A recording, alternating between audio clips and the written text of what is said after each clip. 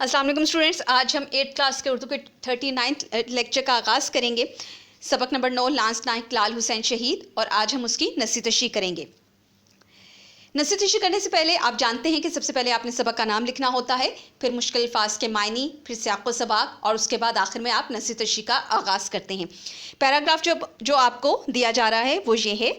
चारों तरफ गोलियों की बौछार हो रही थी, दुश्मन के जहाज़ सर पर मंडला रहे थे, मगर उस जवान के दिल में ज़रा भी खौफ ना था। वो अपने साथियों के साथ नहायत बहादुरी और दुलेरी से आगे बढ़ रहे थे। 2 घंटे मुसलसल रिंग रिंग कर बिल आखिर वो इस चौकी के करीब पहुंच गए जिस पर दुश्मन ने सुबह सवेरे कब्जा किया था। आप लोगों ने जिन अल्फाज के मायने अलग से लिखने हैं वो हैं बौछार, मंडलाना, खौफ और रिंग रिंग कर। अब आप लोगों ने इसके सियाक़ व सबाक का आगाज़ करना है। सियाक़ व सबाक बहुत तवील नहीं होना चाहिए, ज़्यादा से ज़्यादा 5 से 6 जुमलों पर मुश्तमिल होना चाहिए। आप लोगों ने इस सबक का सियाक़ व सबाक इस तरह से लिखना है कि आप लोगों ने ये बताना है कि इस सबक में कौन सी जंग के बारे में बात हो रही है, वो जंग किन ममालिक के दरमियान हुई।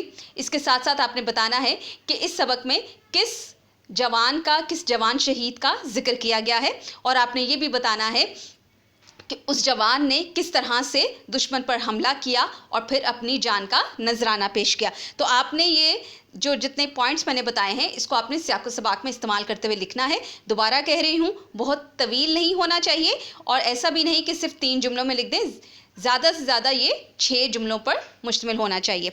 इसके बाद आप लोगों ने इसकी नसीहत का आगाज़ करना है, और आप लोगों ने इस तरह से करना है जैसे यहाँ पे लिखा हुआ है चारों तरफ गोलियों की बौछार हो रही थी। तो आप लोगों ने बताना है कि इस पैराग्राफ में उस वक्त का जिक्र किया गया है जब जंग का बाकायदा आगाज़ हो चुका था और हर तरफ से दुश्मन जो था वो गोलियों की बारिश कर रहा था। हर तरफ आपको गोलाबारी होती हुई महसूस हो रही थी और दुश्मन के जो जहाज़ थे वो सर पर चक्कर लगा रहे थे, यानी हर तरफ खौफ व हरास फैला हुआ था और दुश्मन के जहाज़ आते जाते महसूस होते थे।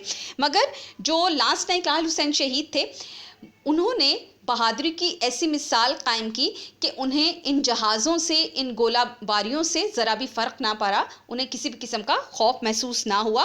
वो अपने दोस्तों के साथ बहादुरी के साथ, हिम्मत के साथ, हौसले के साथ मुसलसल आगे बढ़ते चले जा रहे थे और पेट के बल रिंग रिंग कर, यानी पेट के बल चलते हुए वो आखिरकार उस अड्डे पर पहुँच गए जिस अड्डे को दुश्मन ने काबू में किया हुआ था। ये मेरे अल्फाज जो मैं बोल रही हूँ आप लोगों ने बिल्कुल इस तरह नहीं लिख देना, बल्कि अपने अल्फाज का इस्तेमाल करना है। मैं आपको सिर्फ इसलिए बता रही हूँ ताकि जिन बच्चों को बहुत ज़्यादा मुश्किल होती है नसीहत करने में उनको थोड़ी आसानी हो जाए, लेकिन आप लोगों ने अपने अल्फाज में इसको मज़ीद बेहतर करके लिखना है। और जिस तरह अगर आपने यहाँ पर आपके पास तकरीबन 3 से 4 लाइन्स हैं तो आपने इसको डबल से थोड़ा ज़्यादा करना है, यानी अगर आपके पास 4 जुमले हैं तो आपने इसको 8 जुमलों में कर देना, यानी इस पैराग्राफ की 8 लाइंस आप लोगों ने बनाकर या 8 से 10 लाइंस बनाकर आप लोगों ने नसीहत मुकम्मल करनी है। इसके बाद आपके पास एक और होमवर्क में जो आप लोगों ने करना है वो है नर्दबान उर्दू का सफ़ा नंबर 32, जिसमें आपके पास ख़त मौजूद है। दोस्त के नाम ख़त लिखिए जिसमें इसे इम्तिहानात में कामयाबी पर मुबारकबाद दीजिए और अपने नताइज से भी आगाह कीजिए। यानी आपने जो ख़त लिखना है उसमें दोस्त को भी इम्तिहान में कामयाबी पर मुबारकबाद देनी है और साथ ही साथ ये भी बताना है कि आप भी इम्तिहान में कामयाब हो गए हैं, यानी आपने उसके नतीजे पर भी उसे मुबारकबाद देनी है और अपना नतीजा भी उसे बताना है। तो ये आपने दोनों होमवर्क में करने हैं।